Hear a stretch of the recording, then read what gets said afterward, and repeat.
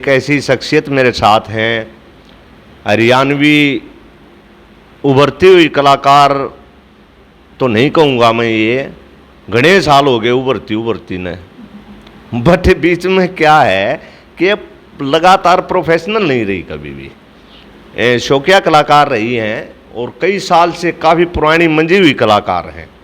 Market की कलाकार नहीं रही क्योंकि मार्केट में इन्होंने एज ए प्रोफेशनल काम नहीं किया।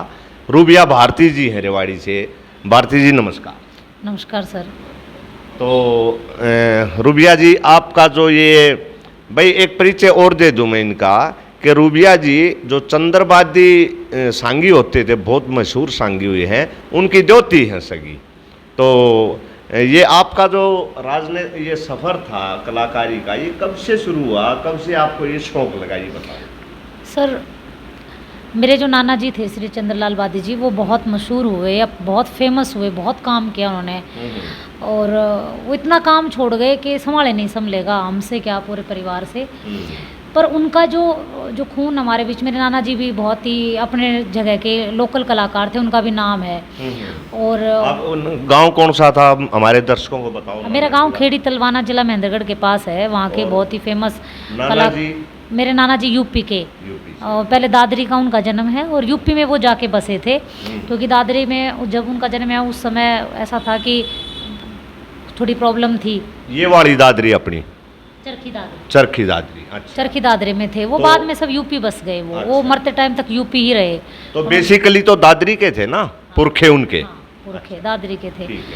फिर उसके बाद उन्होंने वहीं रहना खाना जो भी था, मरते दम तक वो वही रहे। तो उनका जो अंश था, दादा हो गए, नाना हो गए, उनका जो अंश था वो हमारे में था। मेरे जो पिताश्री हैं वो भी लोक संपर्क विभाग में काम करते हैं, प्लस वो भी गाते हैं और बहुत अच्छे उम्दा कलाकार हैं। अच्छा। बहुत अच्छे राइटर हैं, तत्काल कवि उनको कहा जाता है।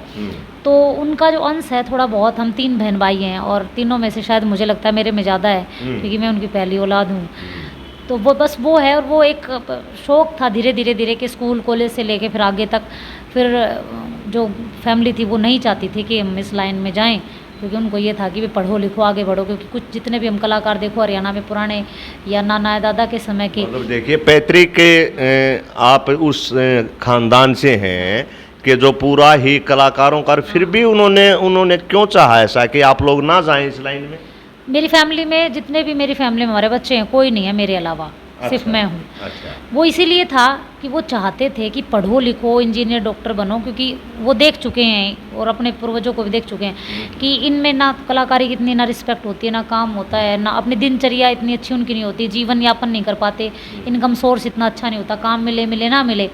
तो वो ये चाहते थे कि हमने जो बिताया तुम अच्छे जगह पर रहो। मेरे जो भाई हैं, कोई आर्मी में है, कोई बैंक में है, कोई टीचर है, मैं भी बेसिकली टीचर हूँ, और मेरे फादर चाहते थे कि मैं एक टीचर ही बनूँ। आपकी क्वालिफिकेशन कहाँ तक पढ़े आप?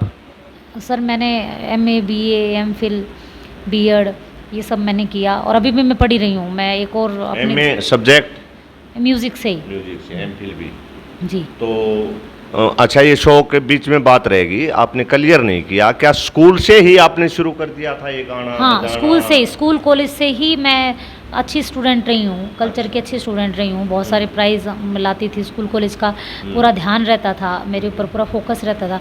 बस फिर ये चल गया, फिर बीच में पढ़ाई की साथ साथ फिर इनकम सोर्स के लिए काम करना था, फिर टीचिंग शुरू कर दी, फिर बीच में थोड़ा ब्रेक आ गया, फिर मैंने MDU में फिर मेरा एडमिशन हुआ, फिर दोबारा फिर अच्छे लोगों का सानिध्य मिलता रहा और मैं काम करती चली गई।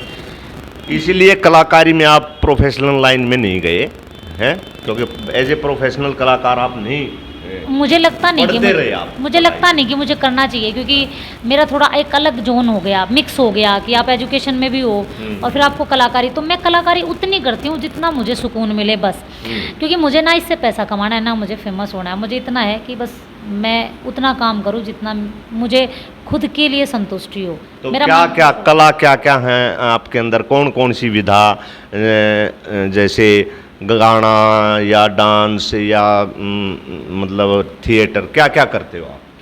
सर मैंने 7 साल थिएटर भी किया और डांस भी किया, सिंगिंग भी करती हूँ। अच्छा, ऐसा ऑलराउंडर। हाँ, पर सीखा किसी से कुछ नहीं है, बस ठीक है जो मिलता है। वेब सीरीज़ भी की है, एक्टिंग भी की, रेडियो पे भी एंकरिंग भी की मैंने, करती भी हूँ।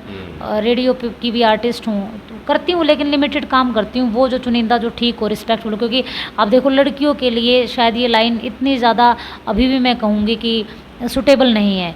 या तो आप पूरे इस लाइन में कूद जाओ, मैं वैसा कर नहीं सकती क्योंकि मेरा ऐसा बचपन से ही एजुकेशन की तरफ रहा है, तो मेरे लिए थोड़ी सी सभ्य रही है लाइफ, डिसिप्लिन में रहना मुझे अच्छा लगता है। तो वो सारी चीज़ें देखते हुए मैं लिमिटेड सा काम करती हूँ, लिमिटेड लोगों के साथ काम करती हूँ।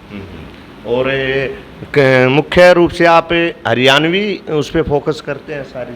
हाँ, मैं अपने हरियाणा को प्रमोट करती हूँ, हरियाणवी जो फोक है, सिंगिंग है, डांस है, वो हाँ, भी सब हरियाणा हाँ, में। वो थिएटर सब। भी आपने किए हैं MDU में, हाँ, शायद एक आधे थिएटर में, एक आधे नाटक में हमने भी आपके साथ काम हाँ, किया आप है। लोगों का सानिध्य दे रहा है सर, आप लोगों का आशीर्वाद रहा है।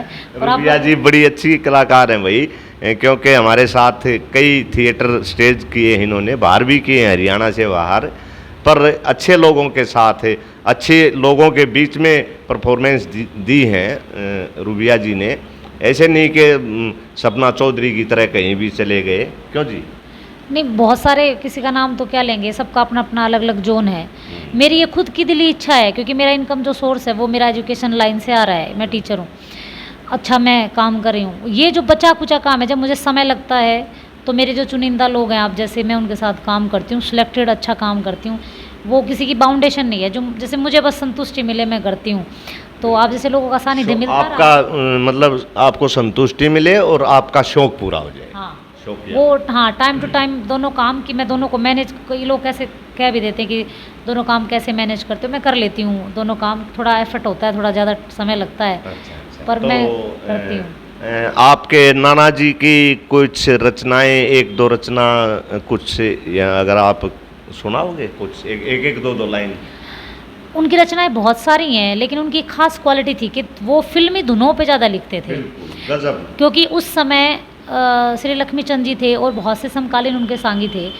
तो एक उस समय आ गया था टीवी का दौर, रेडियो आ गया था, टीवी आ गया था, सिनेमा आ गया था, लेकिन हर एक आदमी, हर एक औरत सिनेमा तक नहीं जा सकती थी। नहीं, टीवी भी बहुत कम थे रूबिया जी, सिनेमा में भी नहीं जाते थे। हाँ, तो उनका ऐसा मानना था कि क्यों ना मैं टीवी और सिनेमा को गांव-गांव ले आऊं, कि सबको मैं दिखा पाऊं और हर औरत अपने घर से या हर आदमी जो भी है वो देख सके। तो फिल्मी धुनों पे जो फिल्में चल रही हैं उन्हीं स्टोरियों पे वैसे ही गाने उसी धुनों पे लोगों को सुनाते थे, इसलिए वो बहुत ज़्यादा, मैं कहूँगी कि उनके टिकटों पे भी शो होते थे। नहीं, देखिए मैंने भी कई सांगियों के सांग देखे हैं और आपके नाना जी के भी सांग देखे हैं मैंने, परंतु फिल्मी धुनों के जो माहिर चंद्रबाजी जी रहे ना, वो मुकाबला नहीं है उनका।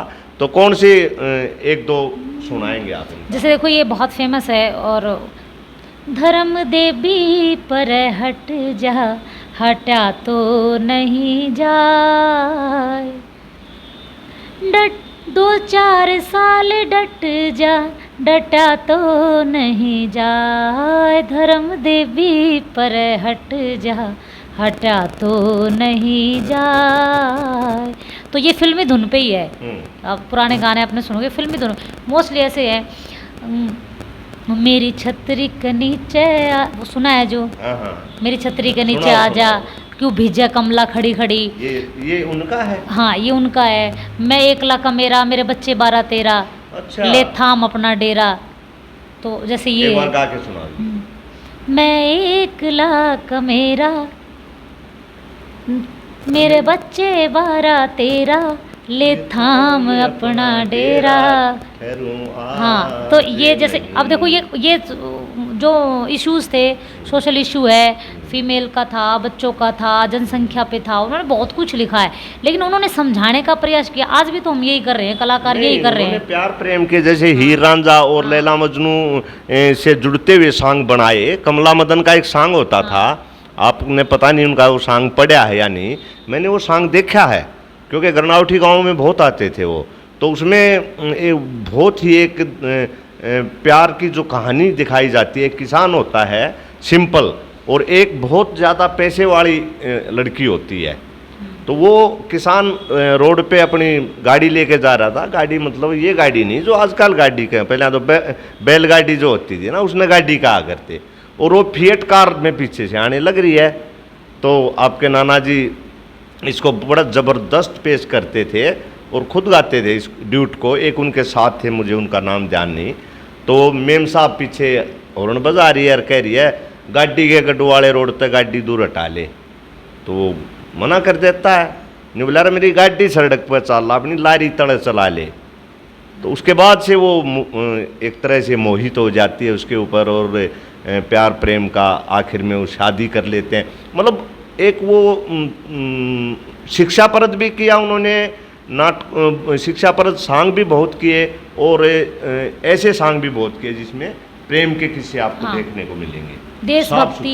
देशभक्ति, प्रेम प्रसंग, हाँ, और साफ सुथरे। हाँ। उनकी शब्दावली बहुत अच्छी होती थी। तो बिल्कुल। ऐसा उन्होंने बहुत सा प्रयास किया निकालने का, लाने का। वो तो अनगिनत, आपको पता उनकी कितनी कितनी राइटिंग है, उन पे बात करें हम, बिल्कुल, और उनके बिल्कुल। ऊपर कितनी रिसर्च हो चुकी है। बच्चों ने पूरी थीसिस लिखी है, वो से PhD कर रहे हैं। बहुत सारा उन्होंने गुड़ रहस्य देकर गए हैं, वो जो मुझे लगता है संभल नहीं रहा है।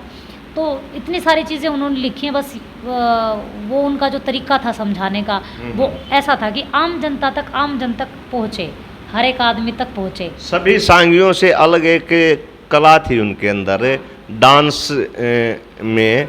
वो क्या थी, आप तो बच्चे हो गए शायद, या आपने सुना हो, क्या थी वो चीज़, बताओगे? नहीं, उनके बारे में हाँ, इतना तो वो सिर्फ कमर मटका देते थे। एक ये कला चंद्रवादी जी में ही थी।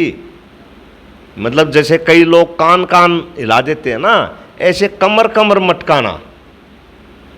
एक और था सर उनका, मतलब गजब की वो जो अदा थी ना, उस पे लोग फिदा हो जाते थे उनके उस डांस में। हाँ, वो बहुत बेहतरीन आर्टिस्ट रहे हैं सर, आज भी कितना उनके नाम से। आपने तो बहुत छोटे हो गए उनको, उनकी डेथ हुई जब हम बहुत छोटे थे सर। हाँ, क्योंकि आपने उनके सॉन्ग देखे नहीं होंगे ना। बहुत कम, एक दिक्कत हमें याद भी नहीं है। तो उस टाइम हाँ जानकारी बहुत छोटे नहीं थे थी जब, इतनी। बचपन में तो पता ही भी नहीं था। अच्छा, हमें पता भी नहीं था कि हमारे अंदर इतना गुण रहस्य है। जैसे मेरे फादर हैं, या मेरे दादाजी भी हमारे जन्म से पहले चले गए थे। जब हमने होश संभाला, जब धीरे धीरे पता चला, जब अब फिर बाहर के समाज और दुनिया को देखने लगे और फिर उनके बारे में पढ़ने लगे, तो फिर पता चला कि वो कितना सब कुछ छोड़ कर तो गए हैं। आपके पिताजी को तो उनके काफी किस्से और वो याद होंगे यार? वो सांग करते हैं सर, और बहुत अच्छा, सांग करते हैं। बहुत कम लोग बचे हैं जो उनकी प्रणाली को बचाए हुए। जैसे सूरजबादी जी हैं, बाबू दानजीत सिंह हैं, मेरे फादर हैं, तो वो सब सांग करते हैं। अभी उनकी प्रणाली को लेके अपने थोड़ा आगे पिताजी का बढ़ाए। नाम दोबारा बताइए। मेरे फादर का नाम श्री वेद प्रकाश जी हैं। वो वेद प्रकाश हाँ, जी। लोक संपर्क विभाग महेंद्रगढ़ में काम करते हैं। और सांग मतलब अब भी करते रहते अब हैं? भी सांग करते हैं बेड़ा सर। है उनके पास? बेड़ा है सर उनके पास। अच्छा, हाँ। अरे वाह, चलो। तो अभी आप आजकल क्या कर रहे हैं? आजकल किस अभियान में जुटे हुए हैं? मुझे पता चला था कि आप काफ़ी बिजी हैं। फ़ोन किया था एक दिन तो आपने कहा सर 25 तारीख तक तो मैं एंगेज हूँ। तो क्या सर CM साहब की ने जो ड्रग्स फ्री हरियाणा एक मुहिम चला रखी थी, अभी भी चलाई हुई है। तो उसमें हम काम कर रहे थे और जन जन तक ये पहुंचा रहे थे उनका संदेश कि युवाओं को नशे से बचाना है। नशे के विरुद्ध जितनी कल्चर एक्टिविटीज़ थी उनमें हम पार्टिसिपेट कर रहे थे। डांस, म्यूज़िक जो भी हमने बनाया हुआ था वो सब। तो उस संदेश में जो जैसे डांस है उसमें क्या थीम नशे का होता था? जी जिन हाँ। गीतों पे आप डांस करते थे थीम वही होता था? हाँ, टोटल सब कुछ, एक्ट हो गया, डांस हो गया, सिंगिंग होगी, वो सब नशे के विरुद्ध था, नशे के खिलाफ था। कि गा के बजा के, वो पहले भी कौन सा विभाग आयोजित कर रहा था इसको? ये हरियाणा कला परिषद विभाग हरियाणा डिपार्टमेंट की तरफ से आयोजित था। और अच्छा। हरियाणा सरकार और तो कितने दिन चला के और कितने एरिया में गए आप? ये हरियाणा के जितने भी डिस्ट्रिक्ट थे सर, सभी जिलों में, डिस्ट्रिक्ट सभी जिलों में। लगभग कितने दिन लगे इस 25 दिन लगे 25 सर, दिन एक से शुरू। continue। जी कल खत्म हुआ है? हाँ। अच्छा। तो अंत में रूबिया जी, आप हरियाणवी कलाकार हैं, तो मैं चाहूँगा कि एक दो फोक जो गीत हैं और वो रेवाड़ी महेंद्रगढ़ के एरिए के, जो ब्याह शादी में या कैसे भी, वो गीत गा के सुनाओ हमारे दर्शकों। बहुत सारे हैं सर फोक तो, लेकिन कोई बात मोस्टली नहीं। आजकल एक जैसे तो जो फेमस होते हैं, जैसे फेरियाँ पर गीत गाया जा है, या कोई बात के टाइम पे गाया जाता हो, बाती लेते आना, अनेकों वो होती हैं, गुड़चिड़ी पे गाया जाता हो, या खोड़िया करया करें, मतलब कोई भी गीत हो जो उधर की जैसे मेरे को याद आ रहा है नशे पे ही, और वो नशे की भी उसमें एक है बात कि नशा मत करो। एक घरवाली अपने पति से कह रही है भाई नशा मत करो, और वो है भी फोक और पुराना फोक है, जब आम घरों में गाया जाता है कि भाई दारू। रोटी पों थी सजन मैं तने समझाऊं थी, हो रोटी पों थी सजन मैं तने समझाऊं थी, हो दारू मत ना पीवे बलम मेरा माड़ा हो जागा, हो दारू मत ना पीवे बलम मेरा माड़ा हो जागा। कि रोटी पौम थी दूध काटू थी, तो कि भाई तू कितनी चिंता है उसको अपने हाँ, पति की। तो ये मतलब ये सारा कितना फोक, बहुत सारा फोक है अपना, तो ये आम घरों में गाया जाता है शादी ब्याहों में। अच्छा, नहीं आपका मैं आपको एक एज ए बागड़ो आर्टिस्ट कहूँगा क्योंकि मैं रेवाड़ी से हैं, तो एक कोई बागड़ का गीत आपका। क्योंकि हमारे साइड ऐसा हो गया ना सर, वो हरियाणा की बिल्कुल सीमा पे हो गया, राजस्थान से टच हो गया, तो उसका थोड़ा बोली भाषा में भी फ़र्क है। कोई बात यहाँ नहीं, से वहाँ में ठेठ राजस्थानी हो जाए। ठेठ राजस्थानी, तो राजस्थान में तो बहुत सारे जैसे ऐसे हैं, भजन भी गाए जाते हैं, फोक भी गाए जाते हैं। पारंपरिक गीत जैसे पारंपरिक ब्याह शादी का कोई हो, हमारे साइड या तो तीज का हो, कोई फागण का हो। हाँ, फागण का जैसे जैसे मैं गाती हूँ, मैं नई नवेली आई फागण में ब्याली आई है, मैं नई नवेली आई सारी अगड़ पड़ोसन आई, मेरे खाले थी मुँह दिखाई, मैं थोड़ी सी शर्माई, देखे थानन दिखा भाई है, मैं नई नवेली आई। तो ऐसे बहुत सारे किस्से हैं। एक अंतराल सुना दो।